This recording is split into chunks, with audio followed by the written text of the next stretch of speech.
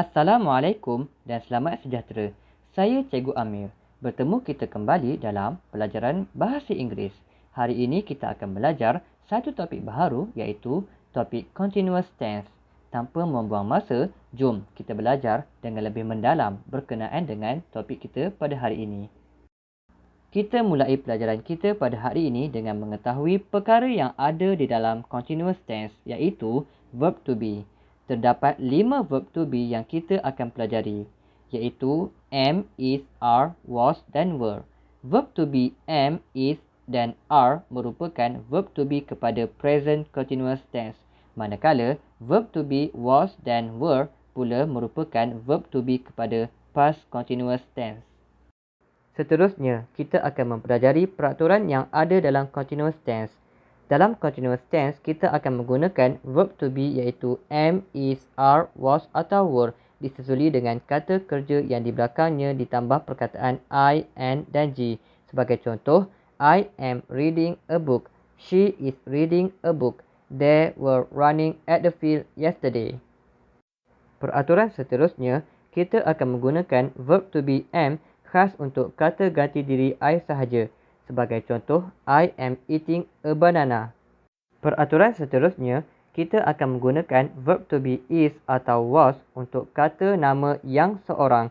Sebagai contoh, Ali is walking to school. He was walking to school yesterday. Peraturan yang terakhir, kita akan menggunakan verb to be are atau were untuk kata nama lebih daripada seorang. Sebagai contoh, Ali and Alia are walking to school. They were walking to school yesterday. Sekarang, kita akan mempelajari peraturan ejaan pula. Terdapat 3 peraturan ejaan yang perlu kita tahu. Peraturan ejaan yang pertama, untuk kata kerja yang berakhir dengan huruf I, kita kena buang huruf I, kemudian kita gantikan dengan huruf I, N dan G di belakang kata kerja tersebut. Sebagai contoh, bake menjadi baking, come menjadi coming. Peraturan ejaan yang kedua, untuk kata kerja yang berakhir dengan huruf I, kita hanya terus tambah huruf I, N dan G di belakang kata kerja tersebut. Sebagai contoh, agree menjadi agreeing, see menjadi seeing.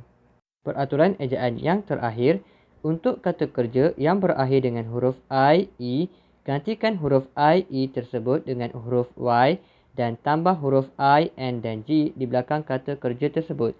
Sebagai contoh, lie menjadi lying, die menjadi dying. Sekarang, mari kita pelajari kegunaan bagi present continuous tense. Terdapat 2 kegunaan yang perlu kita tahu.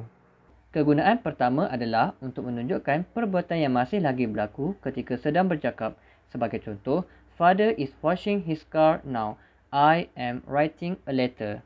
Kegunaan yang kedua pula untuk menunjukkan perbuatan yang akan dirancang untuk masa akan datang. Sebagai contoh, we are going to Taman Negara next week. They are playing football this evening. Sekarang, mari kita pelajari pula kegunaan bagi past continuous tense. Terdapat 3 kegunaan yang perlu kita tahu. Kegunaan pertama adalah untuk menyebut sesuatu yang sudah berlaku tetapi untuk sesuatu jangka masa. Sebagai contoh, Father was washing his car yesterday. Belinda was washing her shoes last Sunday. Kegunaan kedua pula apabila 2 perbuatan berlaku pada masa yang sama pada masa lalu.